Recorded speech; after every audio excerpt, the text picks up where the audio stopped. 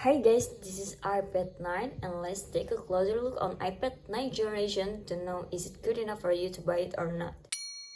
We still look a large bezel at the top and bottom, and we still have the home button and touch ID, and the differences with the older generation is now we get the black bezel instead of the white one. We still get a lightning port for charging. We also have the speakers at the bottom just like the iPad 8 generation. And although the display isn't exactly the same, it's still 10.2 inches. As far as biometric authentication, we are getting the previous generation Touch ID which is integrated into home button. As far as functionality, it's always worked great for me, and the only reason why I would like to see it replaced is the possibility of getting rid of the larger bezel and then either making the iPad itself smaller or more likely making the display larger and keeping the same fingerprint. Alright, speaking of the whole display, it is a 10.2 inches 60Hz Retina display with a resolution of 2160 by 1620 and 264 pixels per inch. It is a non-laminated display, meaning that there is a gap between the display and touch layer and the cover glass. When you are actually using the iPad 9 to watch apps or play games, you don't really notice the difference between that and a fully laminated because you're mostly looking straight on. You're more likely to notice it if you're using the Apple Pencil and you're looking at an angle, at which point you see the separation between the tip of the pencil and the content that's being created. Now, another area where it's possible to see this gap if you look at the edge of the display, where it appears as if the image is under a sheet of glass. One advantage of a non-laminated display is that if you scratch or crack the glass, it's less expensive to repair because you're most likely only ruining the cover glass, and it's much less likely that you actually damage the display itself. Although it looks like the display is the same as iPad 8, the iPad 9 have the True Tone display. It means there is a sensor that can detect the color temperature of the light in your environment, and then they can make adjustment to how the image looks.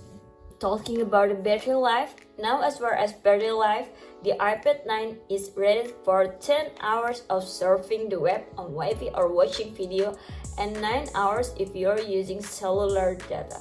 So far, it's been really good, and of course, it depends on things like what apps or games you're playing and then the brightness of this display. Now, one of the few major upgrades to the iPad 9 was the front-facing camera. The new ultra-wide 12 megapixels f2.4 camera is a significant improvement over the 1.2 megapixels camera on the iPad 9. Not only that, it's over a higher resolution at 1080p at 60 frames per second.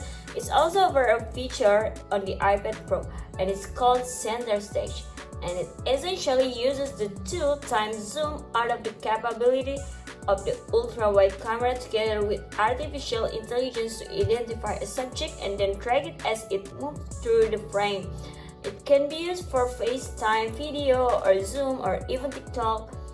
Now moving to the rear camera, we're getting a wide 8MP f2.4 camera with a 5x digital zoom and HDR for photos. As far as audio system, we're getting speakers at the bottom of the iPad, and that means that if you watch content or play games in landscape mode, the audio is going to come out of one side rather than with stereo speakers like on the iPad Mini 6, the iPad Air 4 or the iPad Pro. The nice thing about the iPad 9 is that we are still getting a 3.5mm headphone jacks. And when it comes to multitasking and performance, the iPad 9 comes with iPad OS 15 and all the new multitasking enhancement that I covered in my favorite iPad OS 15 features video. We've got a split view, slide over windows, the new multitasking menu, quick note, and a lot of other useful features that help improve your productivity.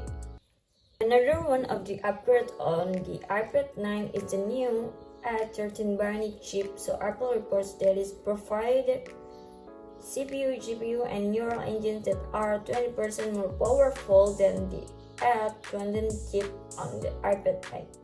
For multitasking, the A13 offers plenty of powers, and when I was viewing content and using multiple apps at the same time, even though we didn't get an upgrade in RAM, the iPad 9 felt snappy and responsive. Talking about the port, iPad 9 still use a lightning port, so all your accessories and dongles are still gonna be compatible with it.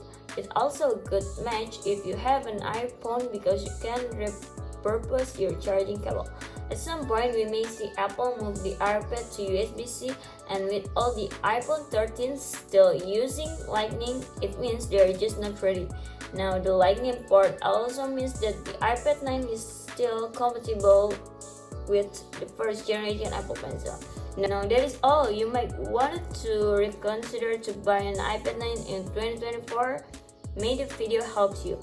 Thanks, don't forget to like, comment, and subscribe. See you in another video. Bye.